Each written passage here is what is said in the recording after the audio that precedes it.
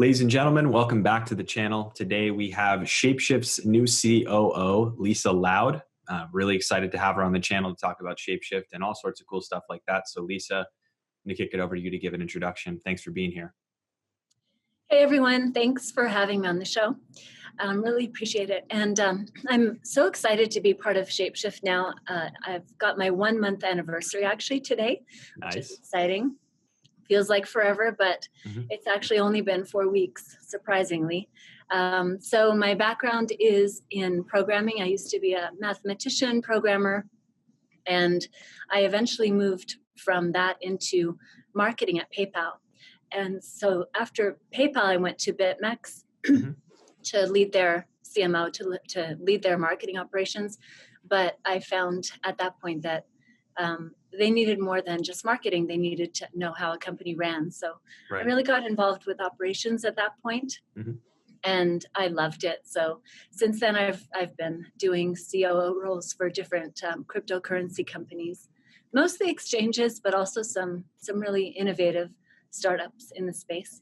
But I've been looking for my home, and ShapeShift has got the perfect combination for me.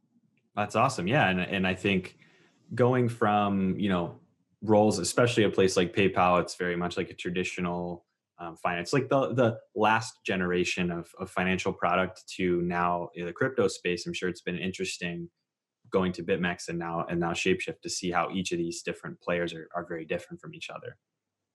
Yeah, they're very different. Corporate culture is quite different from startup culture. I love both of them, but it's nice to have a combination where you have the startup feel, but you can actually have some structure in place so you can get stuff done more efficiently. You know how startups are. Yeah, absolutely. So what's really interesting to me is because my full-time job is I'm a programmer and I do DApp development full-time. And so I'm always interested meeting other technical folks in the space. But your background is very unique in that you were an engineer. Do you mind me asking where you were an engineer? Yeah, I worked at Apple. Most of my work was at Apple. Before that, I was with a language company. We were creating Turbo C++, and I was on the database side. But then Apple, and after Apple, it was Oracle.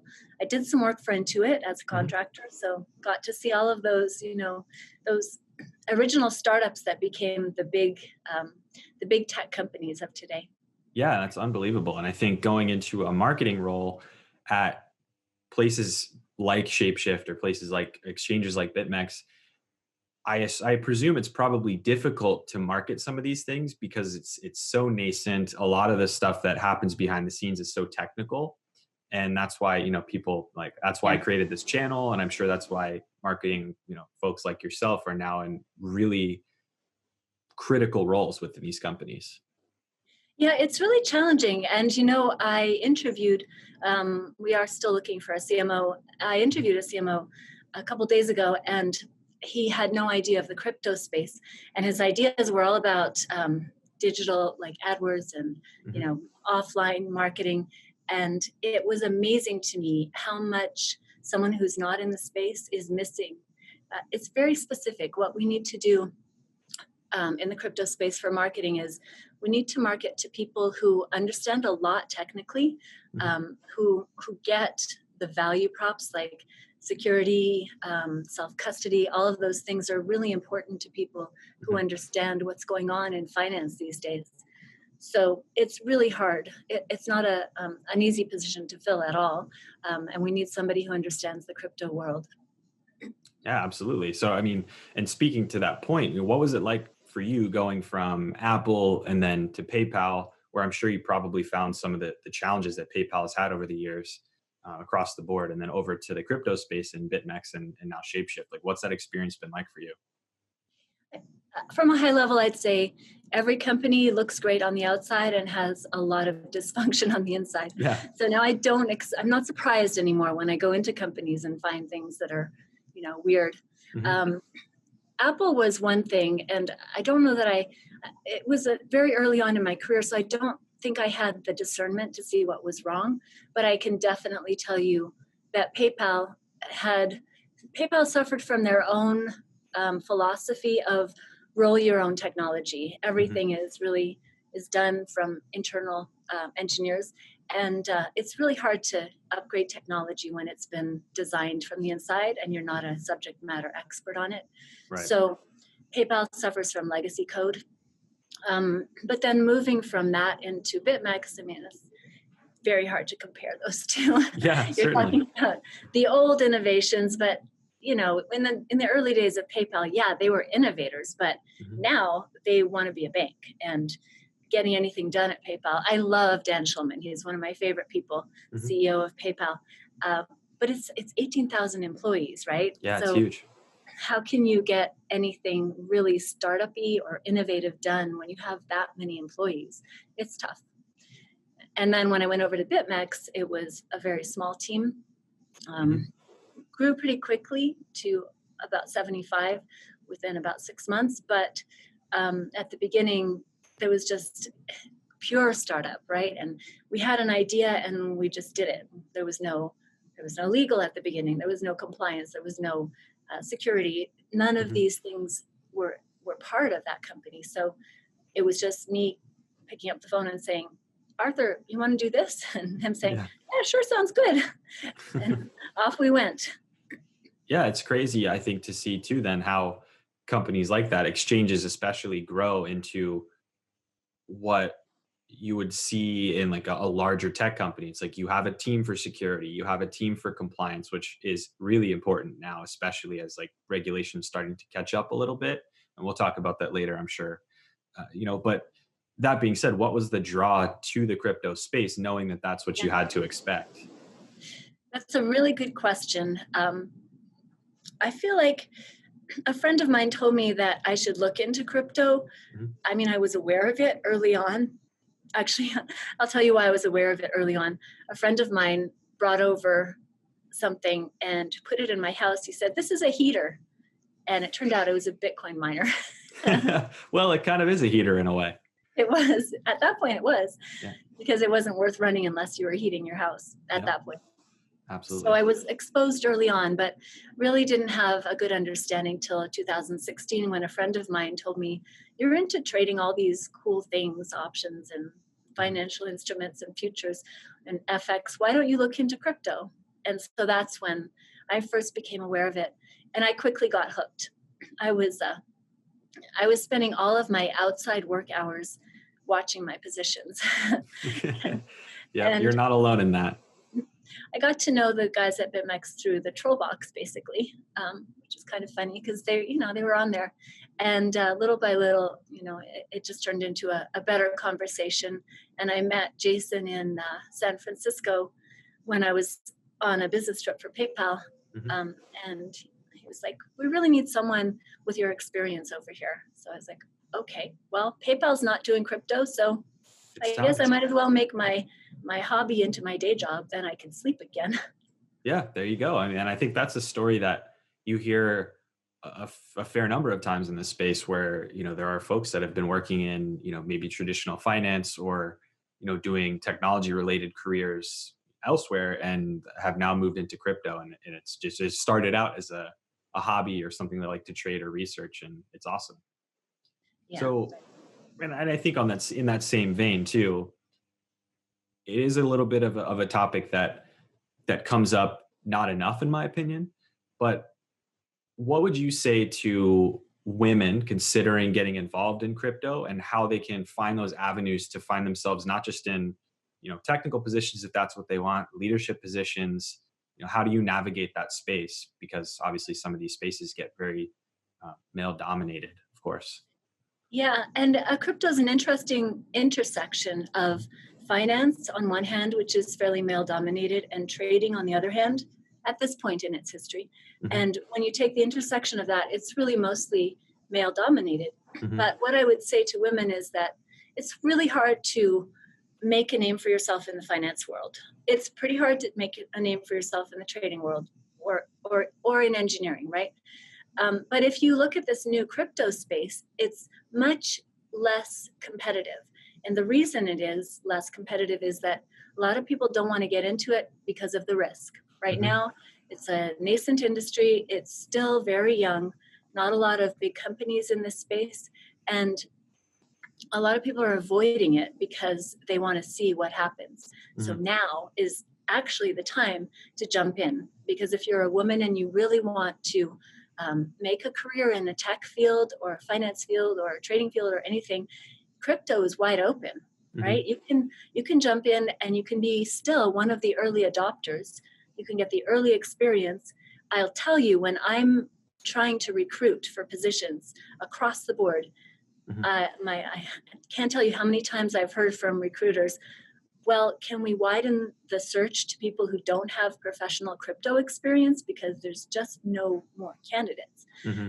So be one of those candidates, Yeah. get into the space, get your first job in crypto, and that positions you really well to be one of a very small set of qualified candidates. In addition to that, there's a lot of companies like ShapeShift who are looking to diversify their workforce. Hmm. And if you are a woman, you're part of an even smaller pool of candidates. So you really have an advantage. Anyone who's ambitious and really wants to rise quickly, I would say, take the risk, go into the crypto space. It's going to go somewhere. I really believe that. Yeah. And you can rise pretty fast. Yeah, it's awesome. And I think that we are at the very like beginning phases of the build up to the next generation tech stack that we're going to see permeate most business, most lines of business, around the world, and cryptocurrency and blockchain technologies being one of those facets.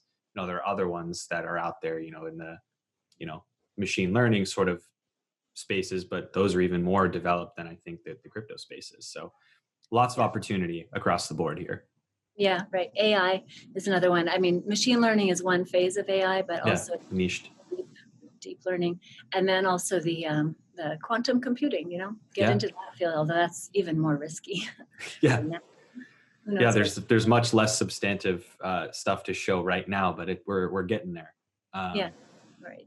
awesome. So changing gears a little bit, I want to know for you specifically, what led you to join ShapeShift over every other company that you may have had opportunities to work for, and what was behind that decision for you?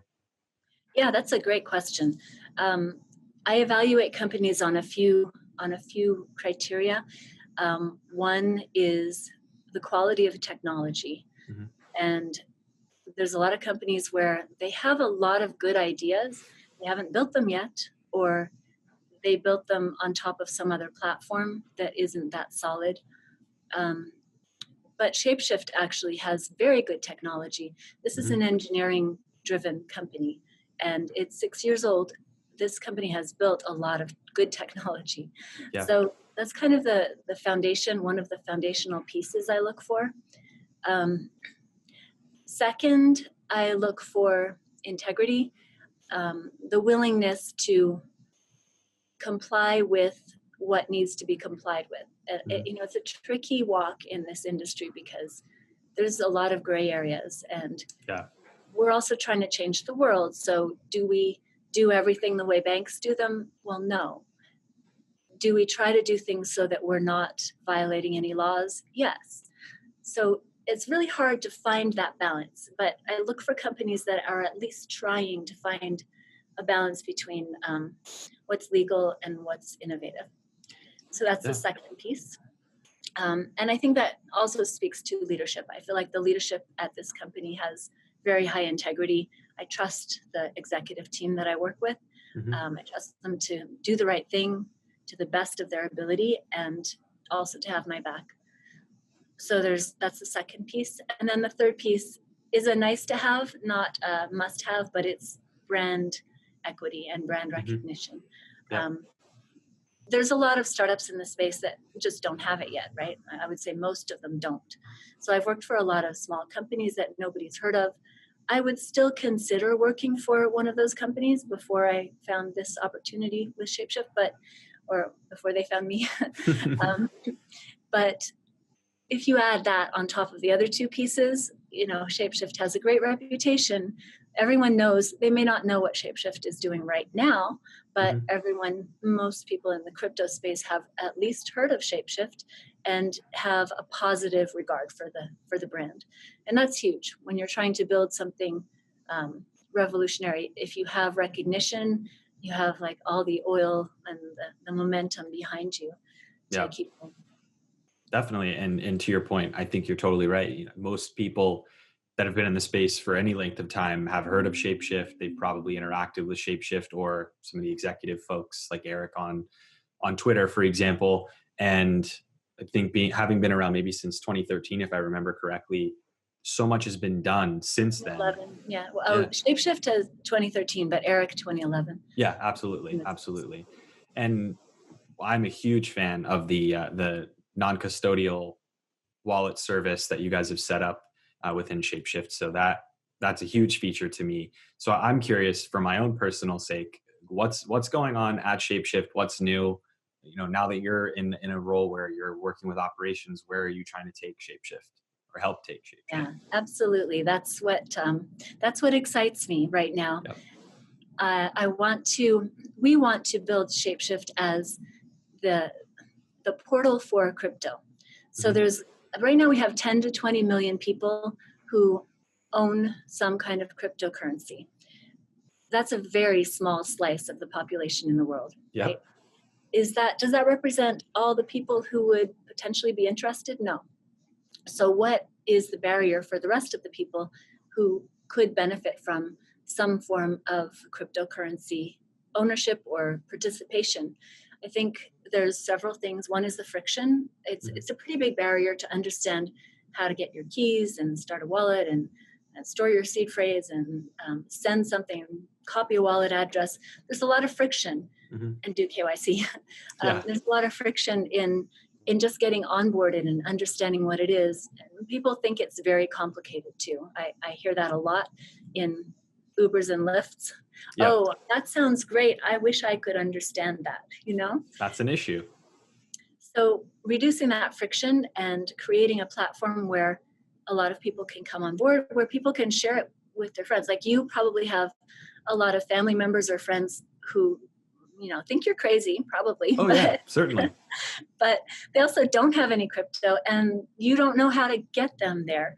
If you had a very simple way of bringing them on board and sharing that with them, and you knew that it wouldn't overwhelm them, there's an opportunity for you to share it with people that you'd otherwise have already done it with. I completely agree. Yeah. So I want to make ShapeShift that facilitator to bring more people on board. But the vision doesn't stop there. What do you do once you have some crypto, right? You can, there's all these things you could do. You could stake it. You could mine Bitcoin with some kind of cloud mining facility. You could buy something, but really who wants to waste their Bitcoin buying something? Yep. Or you could trade, right? You could earn interest on it. You could do DeFi.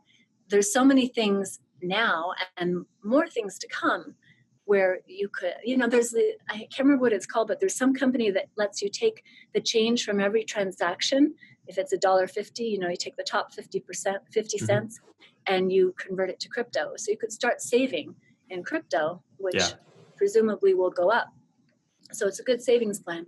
All those things, I would like to make ShapeShift the dashboard, kind of the administrative dashboard where you bring people on board and then we hold their hands and take them through the journey of learning how to use their crypto and how to benefit from it, maybe how to avoid cross-border transaction fees by using some kind of stablecoin transmission.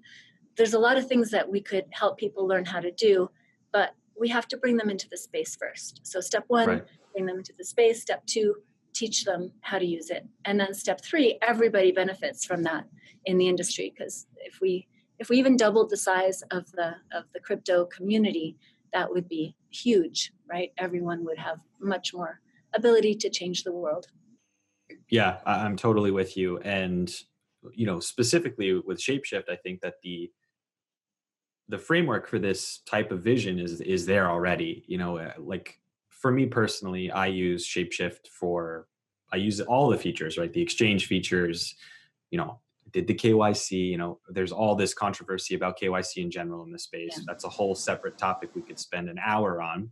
But even for folks that don't want to do KYC, I would argue that ShapeShift's platform is a great way to just aggregate your hardware wallet transactions and content so you can manage that portfolio there.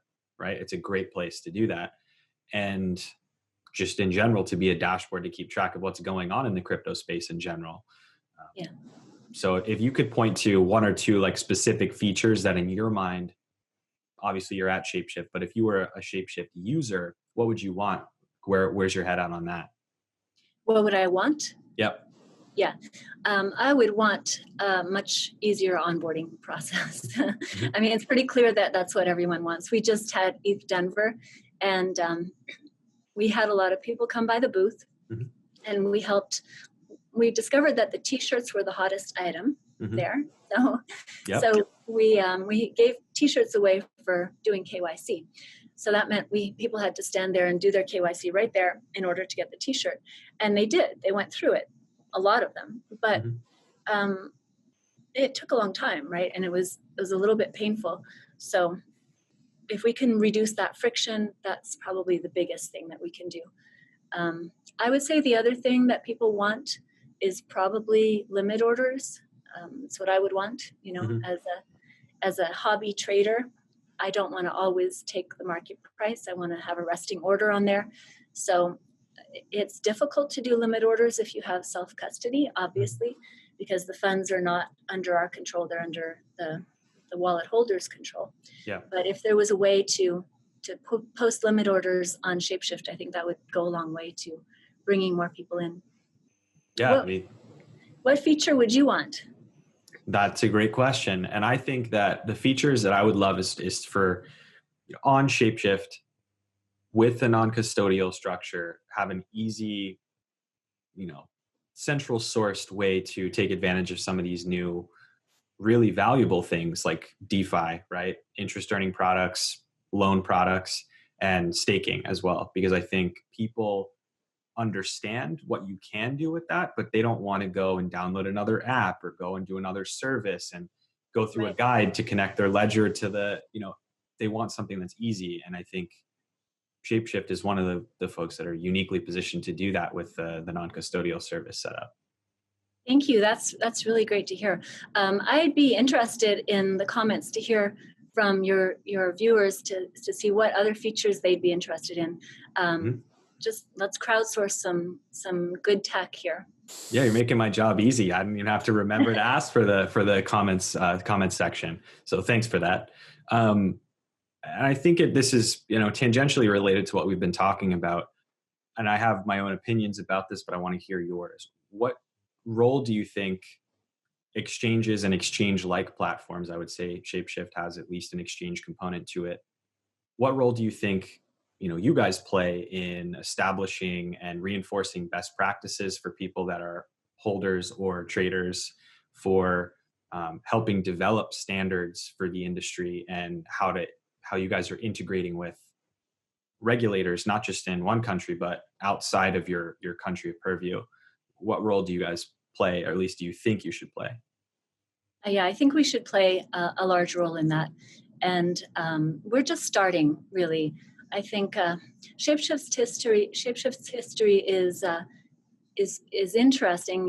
It was started by libertarians and people who are not really excited about government. And so up until now, I don't know that there has been a huge movement within the company to make an impact with regulators. But we also have worked very closely with the regulators when required. And I would say from that perspective, the regulators know that if there's anything amiss, they can contact us and they're going to get a good response and a willing, cooperative response. But in terms of changing the world and changing policy, that's just something we've just started to get into. We've had some conversations recently about what we can do and how we can make an impact, and joining Perian's Digital Chamber of Commerce out of DC, joining some lobbyist groups. There's a lot that we can do with the voice that we have and probably have the responsibility to do. It's just finding those avenues where it makes sense and where we can make a difference and not getting too bogged down in detail.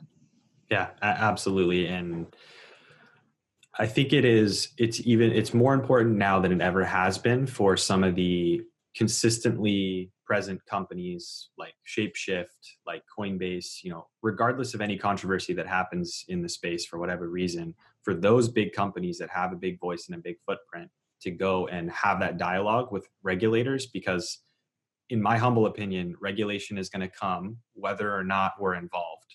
And so Right. we'd be better off having the conversation and dialogue to at least influence and educate to make sure those regulations are as, um, common sense, but still non-restrictive as possible. What do you Yeah. think about that? No, I absolutely agree. And you can look at Meltem Demirors and her influence on. She was testifying in the Facebook Libra um, congressional hearings, Hmm. which went on forever. But Yeah. she was very impressive. She was very well spoken, and I think that went a long way to educate the people who were there. The same thing with. I was thinking of somebody else who's making a difference right now, but she slipped my mind. But regardless, I think it's huge to be able to bring that to bear on regulations with regulators, and regulators are people too. I think often we forget that part of it. It's just that there's a different motivation there. They're very much motivated by protecting investors who may be unsophisticated, for example, or protecting the consumer from misleading Hmm. information. So we have to remember that their motive essentially is protection. And if you take it from that perspective and see, okay, along with protecting people, how can we also empower people? Then our motives are fairly closely aligned, in my opinion. I'm sure there's lots of people to disagree with me on that one, but Yeah. I always think collaboration is better than adversarial um, approaches. Yeah. I get pushback on this thread all the time, but I vehemently believe in my side of things. I know it's a push pull from both sides of the argument. We can't have too much regulation and just total laissez-faire approach to letting regulators just decide things, but we also can't pretend like we live in a world where no regulation it will ever exist, right? So Right, right. that's Well, my viewpoint. I remember the other one I was going to mention is Crypto Mom and her recommendation Yes. for there to be a 3-year moratorium for ICOs, or not moratorium, but like sandbox. Hmm. Um, and I just think that we have to remember that for regulators, this whole space is like one small percentage of their job, right? And for Yes. us, it's everything. Like we think about and live and breathe crypto all the time, so it matters a lot to us. It's not the only thing that they're trying to solve. So when they give us attention, it's valuable to use that attention to make some progress forward, but we can't expect it to always be top of mind. Right, right. And from your perspective, I'm curious to hear your thoughts. What are some of the things you think, like what are the themes regulation wise that we're going to have for the next, let's say, 5 years? I know we've had some discussion coming out of, FinCEN. um, Mnuchin has said there's something coming in terms of crypto. You mentioned crypto mom. Hester Pierce from the SEC has made some positive moves in that space. What do you think we're going to see in the next 5 years in the US? Yeah, it's a great question. Um, in the next 5 years, I'm hoping that a lot of the gray will be cleared to black and white, Hmm. which doesn't really answer your question, but it's hard for me to answer the question, to be honest, Hmm. because every time I think I know which way it's going, it takes a left turn, goes Yeah. a different way. But ultimately, so ICOs didn't work, right? IEOs are clearly not really working that well. Hmm. Um, Stable coins are a problem. Um, Everything is getting more restricted and people are going global. But I guess if I were to make a prediction, I would say that the US at some point is going to recognize that it's a jurisdictional um, arbitrage situation. And if if the US is not a good jurisdiction for developing some of these new technologies, we'll lose out. It'll get implemented in other geographic regions, Hmm. and we won't have the benefit of being the leader or the innovator in the space. So maybe it's my hope rather than my prediction.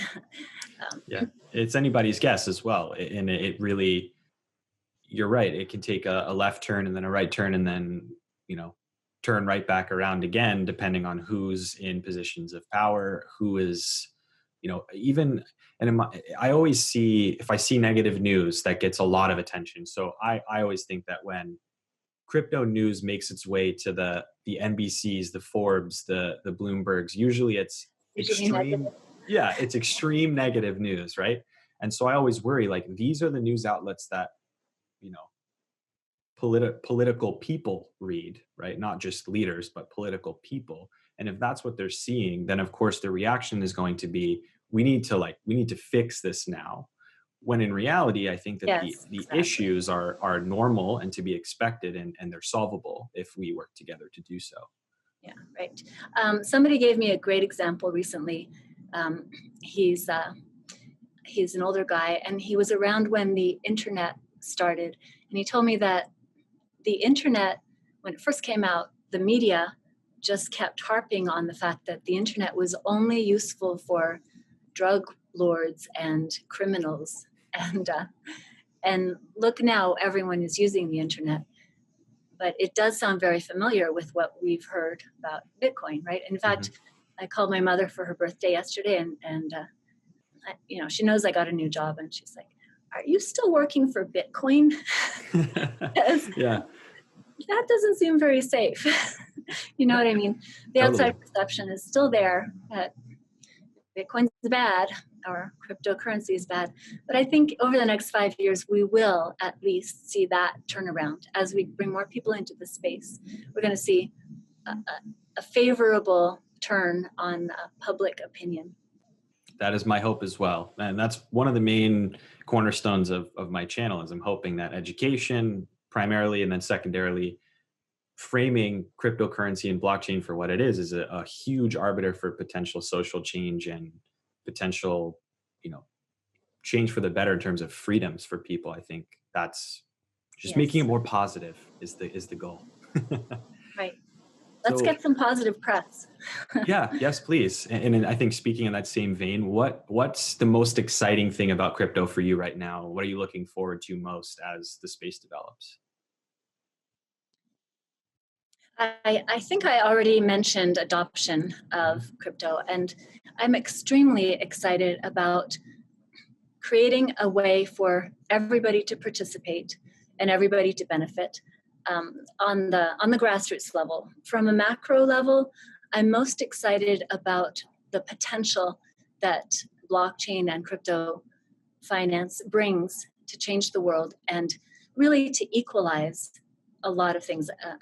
We've been talking recently a lot in conferences about the equality of intelligence distribution across the world, or the evenness of distribution, and Mhm. yet the privilege is not evenly distributed at all.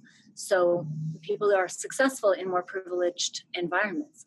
So what I really believe is that blockchain levels out that playing field because it's person to person, and it has nothing to do with jurisdiction or geography.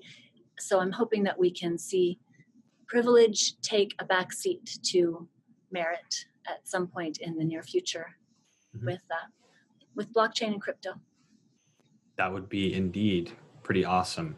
And I think, continuing off of your thought, it's likely, in my opinion, that we see mainstream style adoption of cryptocurrency, blockchain based applications, especially in, you know, that sort of DeFi world. It's a huge bucket, are probably going to be in places where there's not a lot of infrastructure already.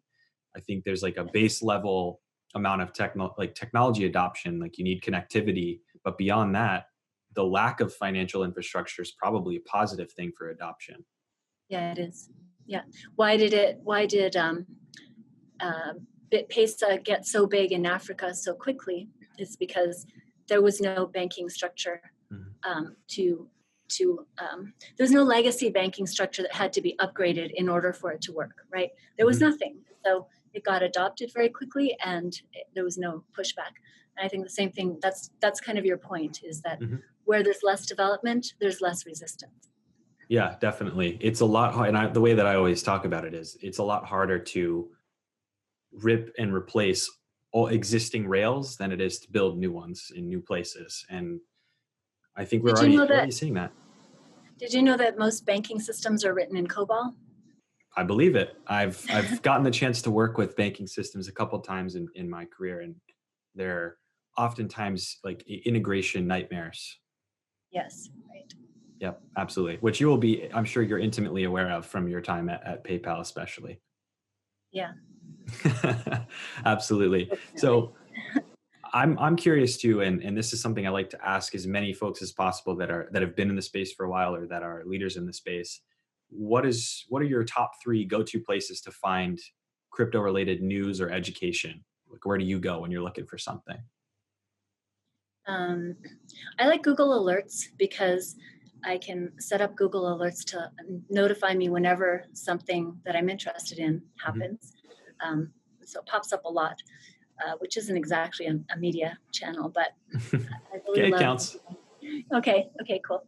Um, and then Cointelegraph, I love because of their art, which is silly, It's so but cool. Yeah. isn't it? They've got such a good style, and you always know when it's a Cointelegraph um, uh, article because of the art that they have.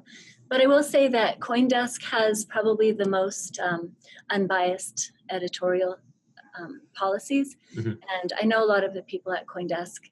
They're very proud of the fact that their articles are they don't take money for articles, so they keep their reporting as pure as possible. So I do trust the.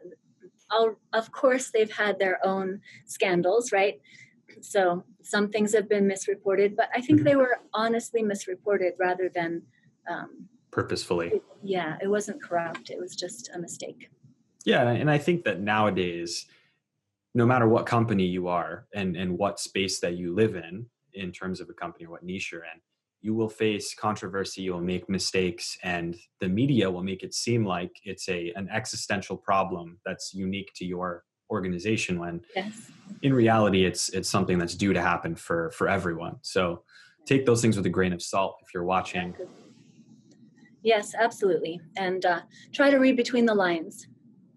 Certainly, certainly. So we're coming up on just about 45 minutes, and I wanted to close with one question that you can refuse to answer if you'd like.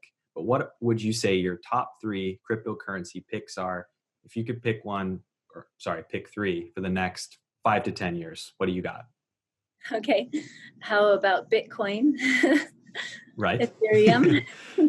Awesome. I like the big coins. I Mhm. have to say, I've dabbled in some of the smaller coins, but I don't have a third pick right now. I'm kind of evaluating some of the altcoins that are coming out. I just tend to be fairly suspicious, so I want to Yeah. see a little bit of adoption. I want to see a little bit of. I'm not as much of a speculator as a trader, so I like things that have a long term future. So Yeah. I'm gonna stick to two. I'm gonna refuse on number three. Two is better than zero. I would say half the time it's a no go on that question in general, but I always have to ask just for posterity's sake. But Lisa, it was a pleasure speaking with you. I'm obviously looking forward to seeing what happens at ShapeShift um, from here on out, and I hope we can Thank you. definitely do this again. That would be great. Thank you so much for having me. Certainly. And one last thing, where can folks find you on Twitter or social media of some kind if they want to connect with you? My handle on almost everything is Lisa is loud. So that goes for Twitter, Instagram, and LinkedIn. No, maybe not LinkedIn, but everything else is Lisa is loud. But I'm on Twitter, and I think that's the best place to find me right now. Cool. I'm in the same boat. You can always get a hold of me on Twitter. So thanks again, Lisa, and I hope you have a fantastic rest of your day. Thank you. Talk to you soon. Cheers.